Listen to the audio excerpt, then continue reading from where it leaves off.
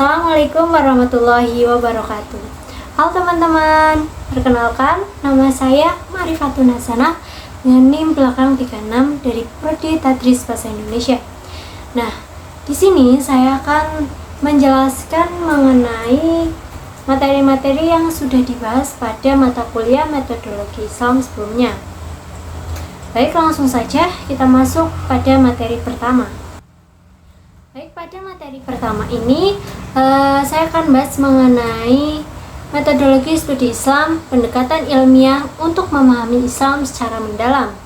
Metodologi studi Islam adalah pendekatan ilmiah yang digunakan untuk meneliti dan mengkaji Islam secara komprehensif. Kajian ini melibatkan berbagai perspektif, baik dari kalangan internal atau umat Islam maupun eksternal dari peneliti non-muslim dengan tujuan memahami Islam secara mendalam.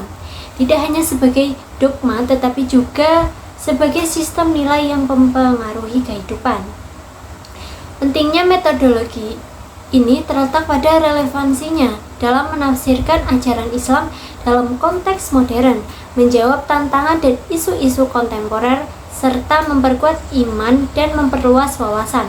Studi Islam menggabungkan pendekatan rasional, empiris dan historis yang bersumber dari wahyu atau Al-Quran dan hadis sebagai fondasi utama. Nah, baik, selanjutnya ada tentang perkembangan studi Islam.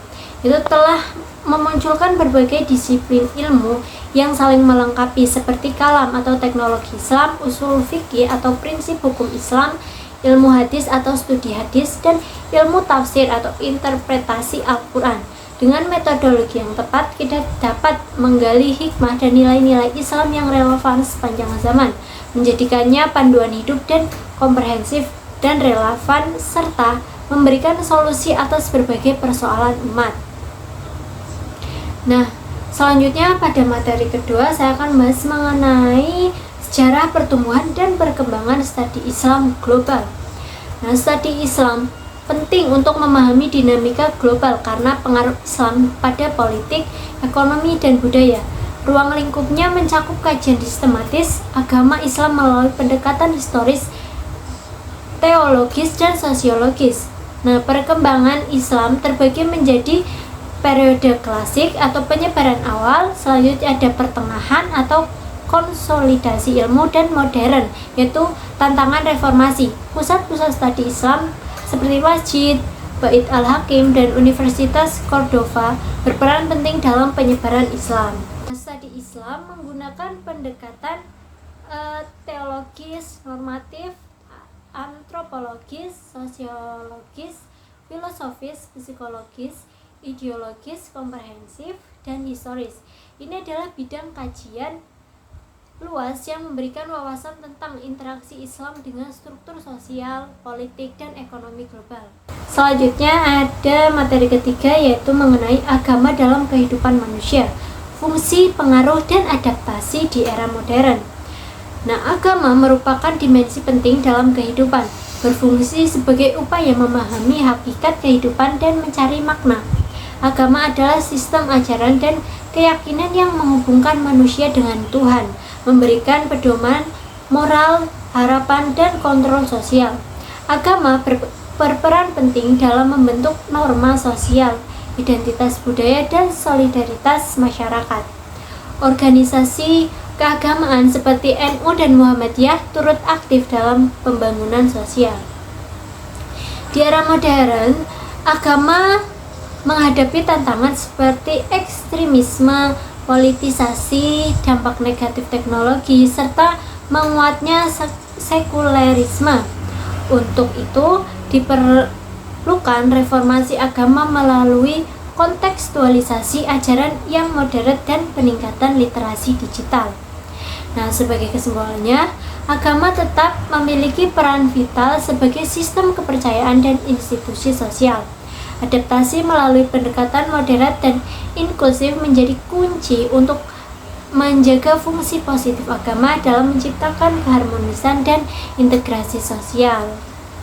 Nah, selanjutnya pada materi selanjutnya saya akan membahas mengenai karakteristik dan dimensi ajaran Islam. Panduan hidup komprehensif. Ajaran Islam berlandaskan Al-Quran dan Hadis memiliki karakteristik khas yang membedakan. Islam adalah agama wahyu terakhir yang komprehensif, mencakup seluruh aspek kehidupan manusia dengan makna damai, penyerahan diri, dan keselamatan. Dimensi ajaran Islam meliputi akidah atau keimanan, terus ibadah atau kepatuhan, terus selanjutnya ada akhlak atau moral, dan muamalah atau interaksi sosial ekonomi. Penerapannya yaitu mencakup berbagai bidang agama seperti agama, pendidikan, sosial, ekonomi, politik, dan sebagainya. Nah, pemahaman ajaran Islam dipengaruhi faktor sosial, pengalaman, kebutuhan, dan pemikiran. Tantangan modern mencakup toleransi, HAM, dan keadilan sosial. Jadi, ajaran Islam memberikan panduan hidup yang komprehensif dan relevan untuk aspek kehidupan. Nah, baik, saya selanjutnya akan membahas materi mengenai penelitian agama dan keagamaan, perbedaan dan model. Penelitian agama penting untuk memahami dinamika kehidupan dan membangun toleransi. Tujuannya adalah menjelaskan hakikat penelitian agama serta perbandingannya dengan penelitian keagamaan dan model-model penelitian yang digunakan. Penelitian itu adalah upaya sistematis dan objektif untuk mempelajari masalah. Penelitian agama fokus pada materi agama atau ritus atau mitos, sedangkan penelitian keagamaan pada agama sebagai sistem ilmiah. Nah, selanjutnya itu ada model penelitian agama meliputi analisis, yaitu analisis sejarah, lintas budaya, eksperimen, observasi, survei, dan analisis isi. Penelitian keagamaan mencakup eksploratif, deskriptif, historis, korelasional, dan eksperimen. Jadi kesimpulannya, penelitian adalah usaha sistematis untuk mengembangkan pengetahuan dengan model yang beragam dan dapat dipadukan dengan pendekatan sosiologis. Nah, selanjutnya ada materi mengenai pemikiran Islam, yaitu universalitas, eksklusivitas, inklusivitas, dan relevansi modern. Islam membawa risalah universal yang mencakup segala aspek kehidupan, berlandaskan prinsip rahmatan lil alamin.